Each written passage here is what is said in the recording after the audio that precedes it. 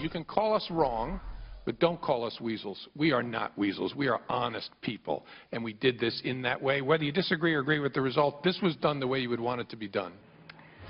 The normally stoic FBI director, he got angry there as he rejected claims from members of Congress that the FBI was biased toward Hillary Clinton. What concerns me, Director, is when you have 5 immunity agreements and no prosecution, when you are allowing witnesses who happen to be lawyers, who happen to be targets, to sit in on an interview. That is not the FBI that I used to work with. I hope someday when the political craze is over, you will look back again on this, because this is the FBI you know and love.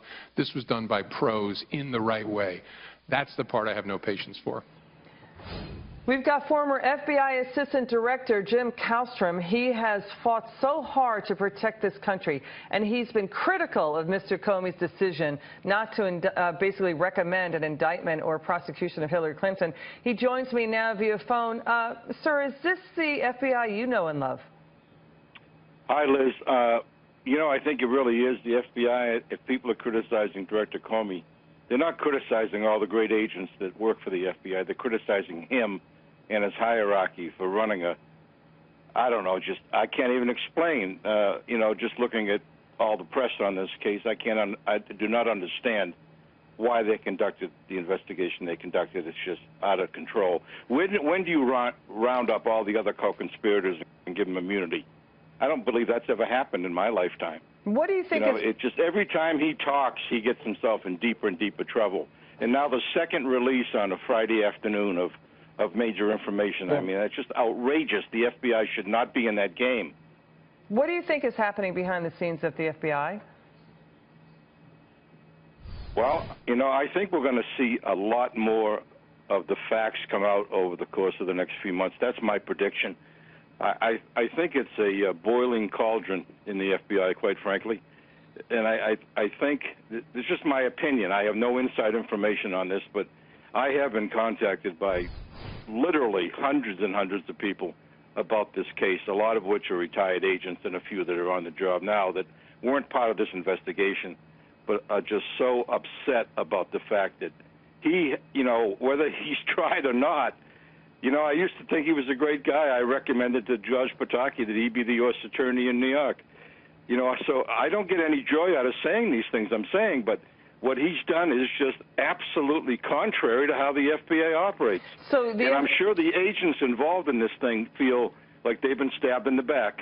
So they were upset about mishandling of classified information, I gather. And do you think there's been political pressure put on Mr. Comey?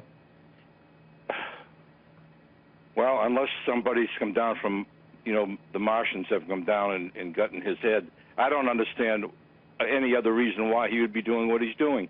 Since when the Congress sends a letter to someone, a subpoena and a letter identifying them not to destroy any evidence, and then after the fact, they summarily destroy all this evidence, that's obstruction of justice. That's a federal felony, and that's been conducted by numerous people. When do you have people who are potential co-conspirators in the interview with the main conspirator? When does that ever happen?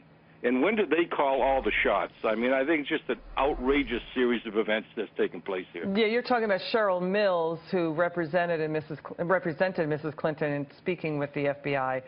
And, you know, it wasn't recorded. It was just a written transcript and notes of what happened. Well, yeah, go ahead, Mr. Kallstrom. On that point, I mean, I've been criticized for saying some things by people, but on that point, normally people are not recorded unless they're arrested. But this is a woman running for president of the United States. Wouldn't it be important for the public to know, if they're going to vote for this person, that she refused to answer this question, or she forgot, you know, the information 52 times or 84 times or whatever, or did she take the Fifth Amendment or whatever? How was she, you know, how was this conducted?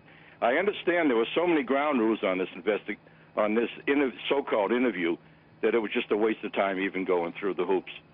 All right. Former FBI Assistant Director Jim Kallstrom, we really appreciate your time and your service to our country. Thank you so much. Liz, thank you. Just one thing. I did not make a recommendation that, you know, the FBI does not decide who's indicted and who's not indicted. I recommend the fact that he didn't pass that on to the Attorney General and let her let her take the political heat.